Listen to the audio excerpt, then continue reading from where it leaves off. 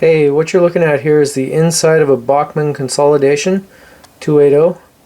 It's N scale, and I picked it up used at a train show, and I'm going to put a sound decoder in it. I looked online and I haven't seen where other people have done it, but they haven't really documented the process. This guy should be pretty straightforward. I have a ESU sound decoder for it, one of the Loksound 5s. It's one of the micro hardwire decoders. I was hoping to find a nano decoder and use that because it's just that little bit smaller. But I was happy just to find one of these. Those nanos are sold out everywhere. And actually I had to search far and wide to find this, but I got one. Now I've done a decoder in one of these before. I just put it was a Digitrax DZ143, I think. They're itty bitty, no sound, not much to them. They fit in there where that weight goes.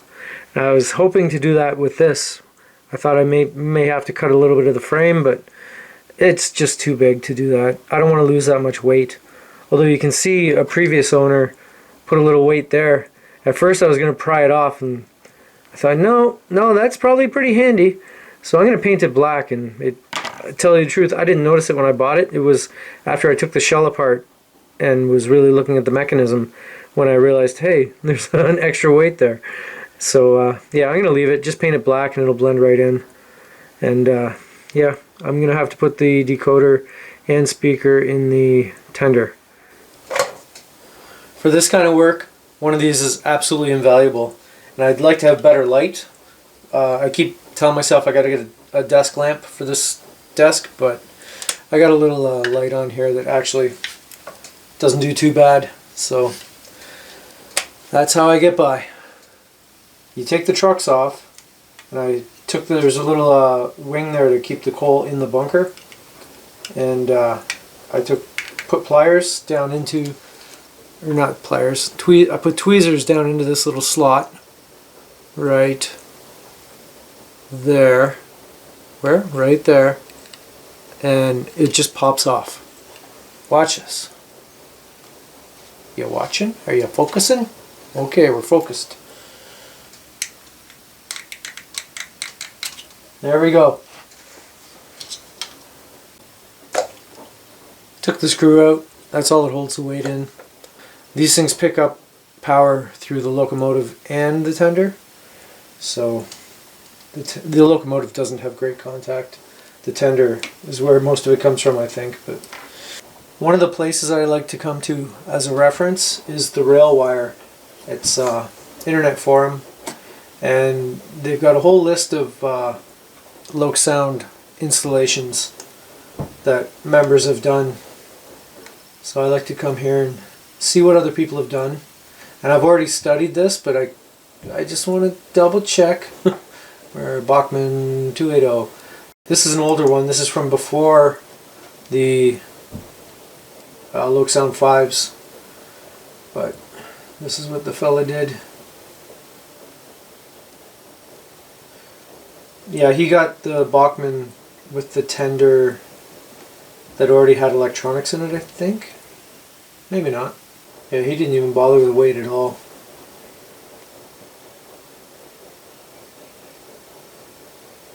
Well, okay, I will not bother with the weight then, I guess. Well, he's got lots of room in there. He's got the same size speaker I'm going to use, I think. No, mine's even smaller than that. I've got an 8x12 millimeter I'm going to use. I think he said this was a 9x16. Anyway, yeah, I will go without the weight at all. Let us see what happens. Alrighty, I have a handy dandy chisel blade. I'm just going to cut off the pins that hold the weight in place. If I come to regret this, I've got another tender I can use. So hopefully I won't come to regret this though.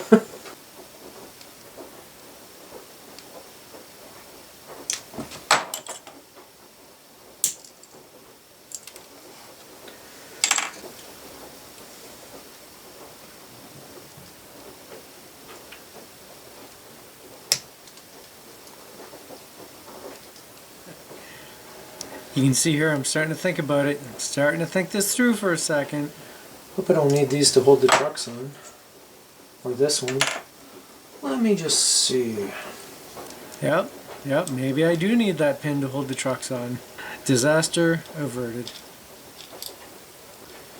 Okay, so I need that pin to tighten the truck down. Thinking. I should be able to get by with that pin. Here comes the scary part. Soldering, cutting wires. Take the little weight out of there. And the little weight holder. At least I'm not going to lose that little bit of weight. It's not much.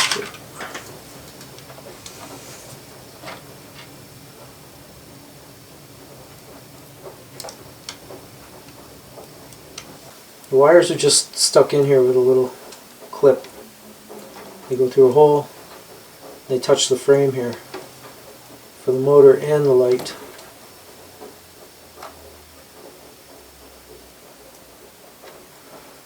And they're soldered together. I know someone's been through this. I don't know if they did that or if that's how it came from the factory. I think I'm going to leave the motor wires. What I mean is I'm going to, instead of soldering the decoder wires to this and risk damaging the brushes with heat, I'm just going to solder the wires for the decoder to this. Just cut these so I can clean them up.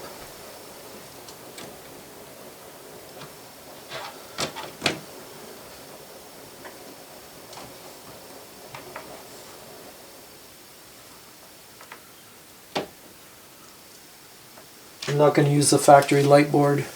The light on it is really yellow. I want something that's more white. Okay, orange and gray. Definitely go to the motor. That matches up with the decoder, which I'm kind of surprised about. I'm just trying to prep the chassis here, so once I've got it sealed up I don't have to worry about it. I soldered a resistor to my LED, which is under that heat shrink there, and then this little piece of styrene will fit, oh don't glue it to, that little piece of styrene will fit to in the slot where the original light board went, and I just glued the LED to the piece of plastic. Well, let me show you what I've done here. I got the resistor tucked in beside there because I didn't know if the resistor would fit in there once the boiler's put back on. So it's tucked in there, and I'm going to run the wires just across the top. And I got my electro-digital connector tester here. I'm just going to use a little battery to make sure. I already tested it, but I'll show you what I'm looking at. If you can see past my fat hands. Yes, you can. Okay. There we go. So that's should work fine. I like to use a battery to test the connections while I can. Once they're connected to the decoder, there's not much I can do except hope. So I had to make a little change. I ran the wires over the top of the boiler pretty much, because if they were down the sides the shell was too thick.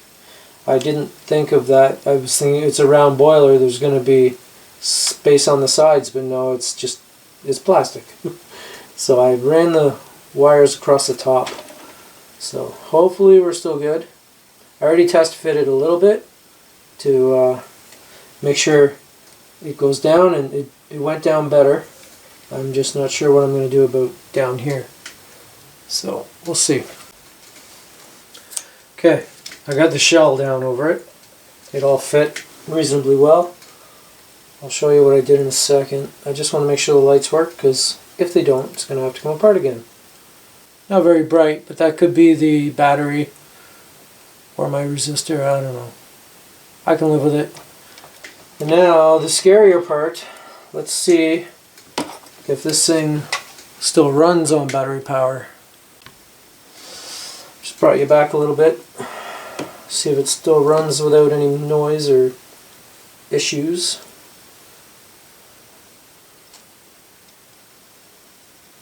Touch that one there. Hey! I doubt you can see it because of my fat hand, but the motor still runs. So I didn't break a wire or a connection. Hopefully those things are snugged in there pretty good now. This is what the pickups look like inside the tender. I've got a little blob of flux. I've got a little blob of flux on there, and I've put a little flux on the wire, so that's all ready to solder. I've left a little bit of length, so should give me enough to work with. Where are we? Here's my tender reassembled. I don't have the speaker in it yet, but that's the motor wires and the light wires poking out. I have it wired together. Not so much set up yet, but I just want to see if the decoder will read. Let's get me. Okay, it worked. I don't have the screws in the tender holding the trucks in place, so I guess it wasn't making contact, so the decoder couldn't be read. But I'm in engine driver, and I got motion, so I don't feel too bad about continuing now. Alrighty, using driver's cab, I can check the lights, and it works. So nothing left to do but hook up the speaker.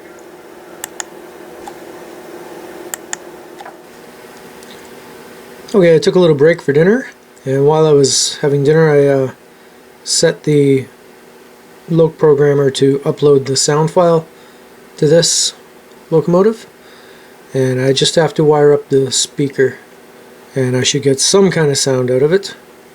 Let's see. The speaker I'm using is a little 8x12mm Sobotron. I bought it off DigiKey. They're adequate.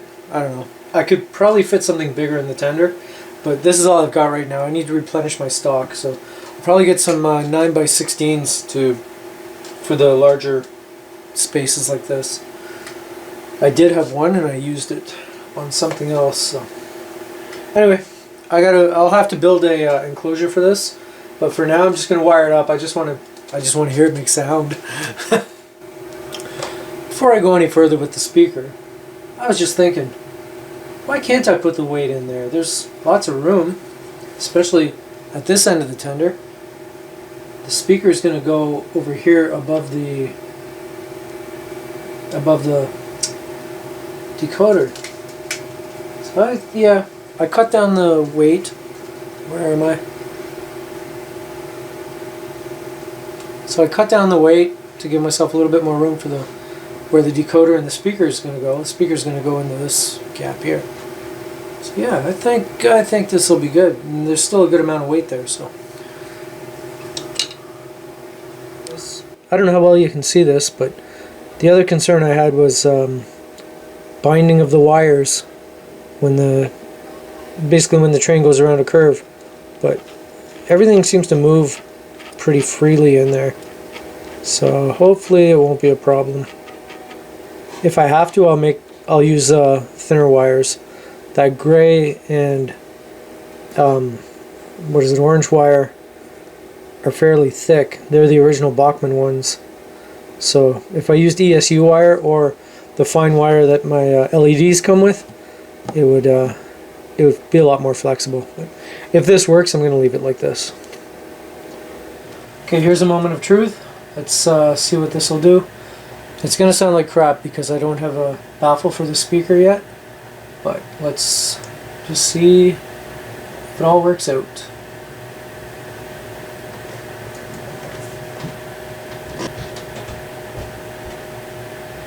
Okay, yep, we read it correctly. Let's go to driver's cab. Go. Turn on the light. The light works. Alright. Let's turn on the sound. Oh, I'm nervous.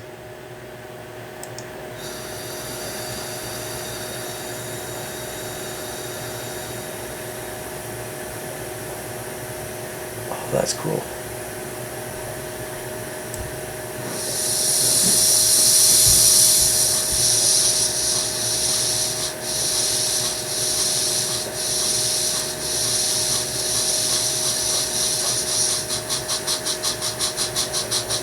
Oh, that's cool.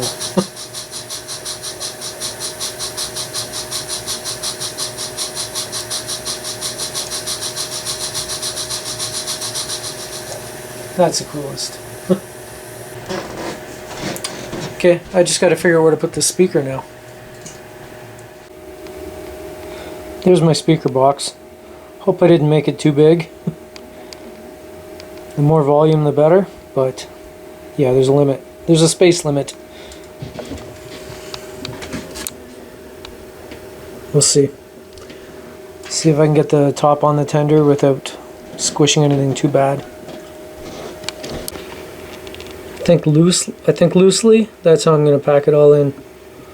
I'll clean it up a bit, but I think that's the idea. That should fit. Move the decoder forward just a little, or I guess backward, move it that way a bit. Yeah, see what happens. Okay, it's all back together. Now for the moment of truth. See if it will read the decoder. This is my little trick to hopefully not fry decoders. If it will read it, then I'm going to assume it's alright. And it seems to be alright. Okay. Let's go to driver cab. Turn on the... oh, press go. No smoke. Turn on the light. Hey, there's a light. And the big one. Let's turn on the steam, the sound. Oh, it's so much louder with the baffle. And I guess with the top on the tender as well.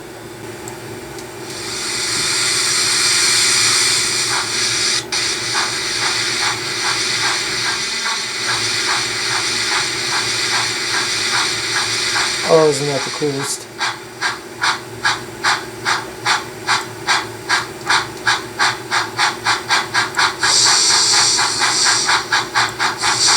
Whistle kind of sucks.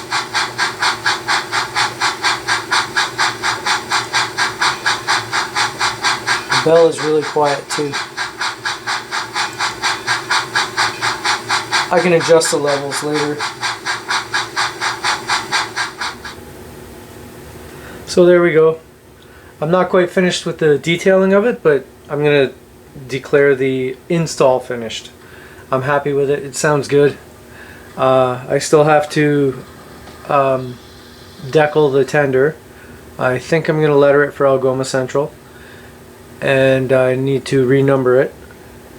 I painted the weight on the front, so it blends in a lot better, but it needs another coat of paint. It's not really that noticeable when it's running around, although you probably notice it now that I mentioned it. But yeah, I'm happy with it. You might be wondering why I've got steam on my layout, where it's supposedly a modern era layout. I'll explain that in a future update. But yeah, I'm not switching eras or anything. I have excuses. I can make things make sense to me. Maybe they'll make sense to you. Little change of history, little change of reality, and not too much though. I still want things to be believable. Anyway, I've set the sound levels on this to be where I want, and I think it sounds pretty good, so I'll show you.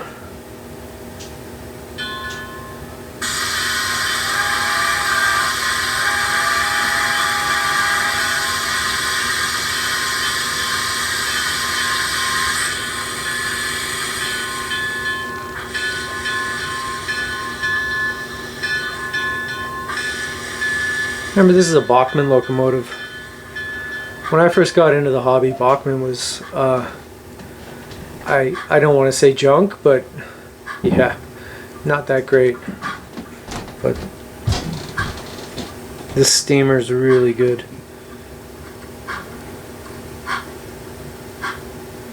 We can keep up with it.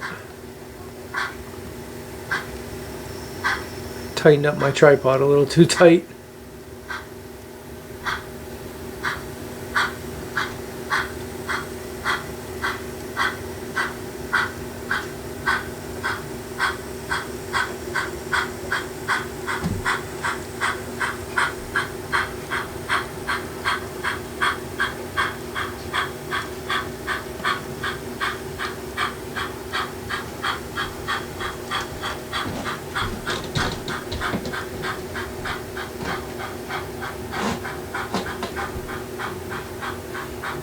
I miss the good old days when I was up till 2 in the morning. Everybody else was in bed. I could make my videos without Bigfoot walking around above me.